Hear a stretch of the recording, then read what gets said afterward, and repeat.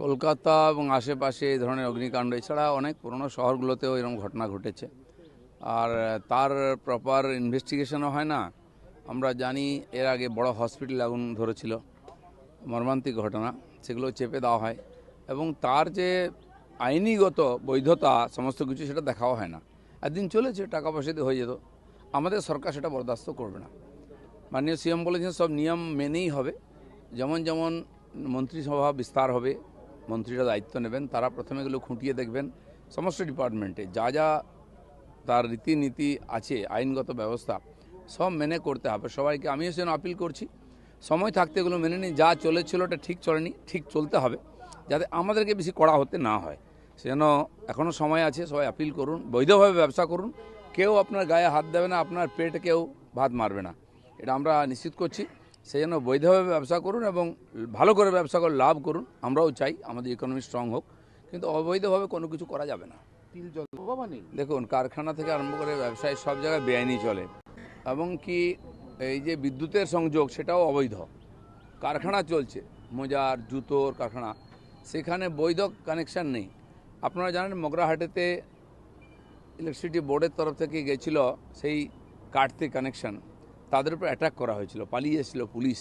এটা আজ নয়, বহু বছর চলছে। সেই জন্য ব্যবসা করবেন, পয়সা কামাবেন, সরকারকে দেবেন, এটা নয়। সরকারের রেভিনিউ কম আসে, আর সরকারের সঙ্গে যুক্ত লোকেরাই অবৈধ কাজ করে, এগুলো চলবে না। আর সেই জন্য সরকারের রেভিনিউ দরকার। যত রিসোর্স আছে আমাদের সেগুলোও অবৈধভাবে ব্যবহার হয়। অলরেডি বহু জায়গায় অবৈধ গুন্ডা ট্যাক্স বন্ধ হয়ে গেছে, বালি পাথর ইত্যাদি কয়লার অবৈধ বন্ধ হয়ে গেছে কারবার। এই ধরনের ব্যবসাতেও যে ধরনের অবৈধ কাজ চলছে সেগুলো বন্ধ করতে হবে, নাহলেও বৈধ কানেকশন নিতে হবে। যেখানে সন্দেহ আছে, মনে হচ্ছে অবৈধ কাজ হয়েছে, নিয়ম মেনে হয়নি, সব কটা রিভিউ করবো আমরা। এবং মেসি কাণ্ডের মতো এত বড় একটা কলকাতাকে বদনাম করা হলো যে ঘটনায়, যারা পেছনে আছে তাদেরকেও ডাকা হবে আইনের সামনে, এবং সাধারণ মানুষের টাকা যেভাবে লুট করা হয়েছে সে টাকা ফেরত দিতে হবে। বদলা বদলি সে তো আমরা 15 বছর দেখেছি কি করেছেন, মানুষকে অত্যাচার করেছেন। অভ্যাস না পাল্টালে আইন আছে সেসব পাল্টে দেওয়ার জন্য। তো সেই জন্য এইসব অভ্যাস যারা বদভ্যাস করেছেন পাল্টে ফেলুন, সরকার কোনো কিছু বরদাস্ত করবে না।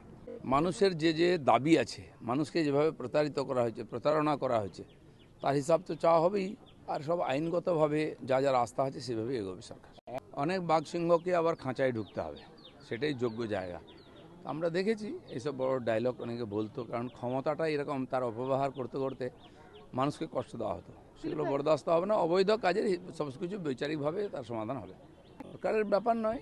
টুটু বসু অনেক দিন ধরে ক্লাবের সঙ্গে যুক্ত ছিলেন, ফুটবল প্রশাসনের সঙ্গে যুক্ত ছিলেন, পুরনো মানুষ, ময়দানে অনেক দিন ধরে কাঁপিয়ে বেরিয়েছেন। তো তার চলে যাওয়াটা তো ক্রীড়া জগতে একটা ক্ষতিও বটে। আমি তার আত্মার শান্তি কামনা করব।